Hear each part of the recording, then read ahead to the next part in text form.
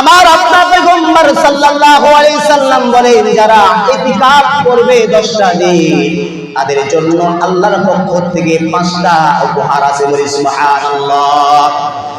এক নম্বর, যে বান্দারা আল্লাহকে রাজি খুশি করার জন্য ইখলাসের নিয়তে আল্লাহ পাক রব্বুল আলামিনের উদ্দেশ্য সকল কাজকর্ম রেখে 10টা দিন আল্লাহর ঘরে কাটাবে, আল্লাহ পাক রব্বুল আলামিন তাদেরকে 2টা কবর হজ এবং 2টা উমরা হজের আমলনামা তার আমলনামার খাতায় লিখে দিবেন। বলি সুবহানাল্লাহ।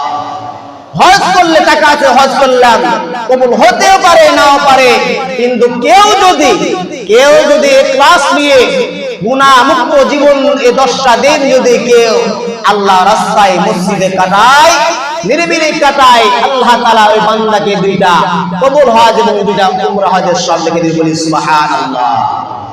2 নম্বর, আল্লাহর পয়গম্বর আরবি নবী বলে কেউ যদি এই শেষের দশকে, রমজানের শেষের দশকে 10টা দিন আল্লাহর জন্য ইতিকাফ করে, মহান আল্লাহ পাক রব্বুল আলামিন তার কাছ থেকে জাহান্নাম 3 খন্ড দূরে সরায় দেয়। বলি সুবহানাল্লাহ।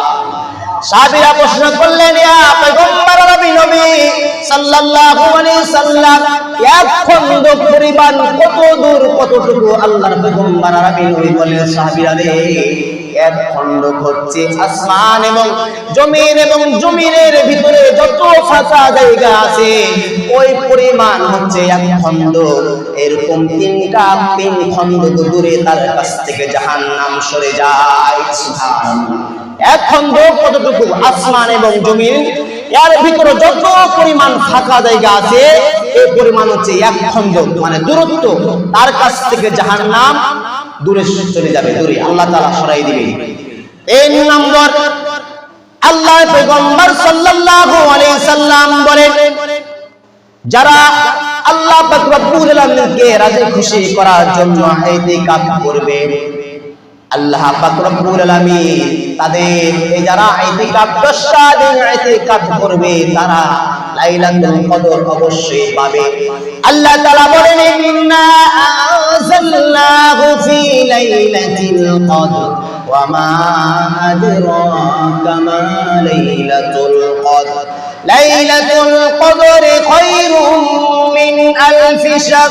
রব্বি কারীম আল্লাহ তাআলা বলেন, ইন্না আনজালনাহু ফি লাইলাতিল কদর, আল্লাহ তাআলা বলেন নিশ্চয় আমি লাইলাতুল কদরের রাতে আমি কোরআনে কারীম নাযিল করেছি। বলি সুবহানাল্লাহ। ওয়া মা আদরাকা মা লাইলাতুল কদর, আল্লাহ তাআলা বলেন হে নবী আপনি কি জানেন লাইলাতুল কদর কি? লাইলাতুল কদরি খায়রুম মিন আলফি শাহর, এমন একটা রাত যে রাত লাইলাতুল কদর, এমন একটা রাত যে রাত 1000 মাসের চেয়েও উত্তম। বলি সুবহানাল্লাহ। কোন বান্দা যদি 1000 মাস ইবাদত করে তারপরে এরকম সব পাবে, আর এই লাইলাতুল কদর রাতে কোন বান্দা যদি লাইলাতুল কদর পেয়ে যায় আর ইবাদত বন্দেগী করে, মহান আল্লাহ তাআলা বলেন তার চেয়েও বেশি সওয়াব পাবে। বলি সুবহানাল্লাহ।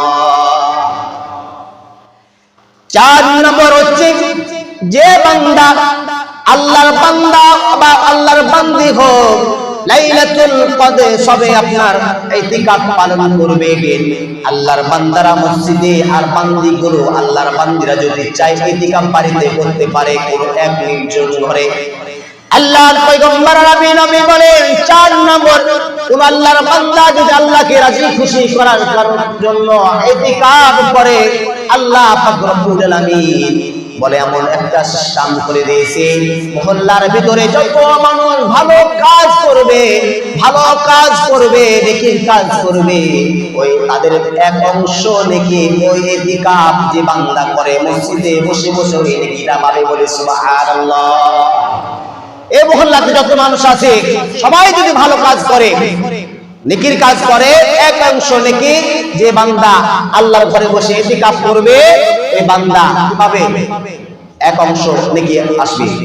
4 নম্বর, 5 নম্বর ইতিকাফ আল্লাহর বান্দা যে বান্দা ইতিকাফ করবে আল্লাহকে রাজি খুশি করার জন্য, ওই বান্দা যখন ইতিকাফ শেষ হয়ে যাবে, 10টা দিন শেষ হয়ে যাবে, যখন আল্লাহর বান্দা শেষ হওয়ার আগে আল্লাহর কাছে যদি বলতে পারে আল্লাহ জীবনের অপরাধগুলো জীবনের গুনাহগুলো ক্ষমা করে দাও আল্লাহ, আর এই বান্দা আল্লাহর কাছে যা চাইবে আল্লাহ তার ওই বান্দার দোয়া কোনোদিন ফেরত দিবে না।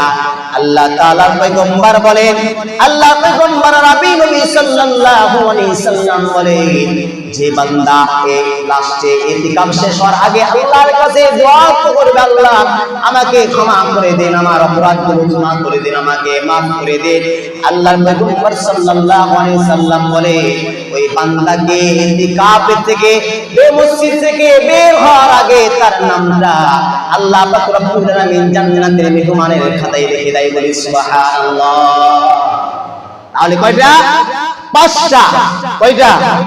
পাঁচটা উপকার, পাঁচটা ফজিলত এবং পাঁচটা তার জন্য স্পেশাল আপনার আল্লাহ তাআলা উপহার দিবে।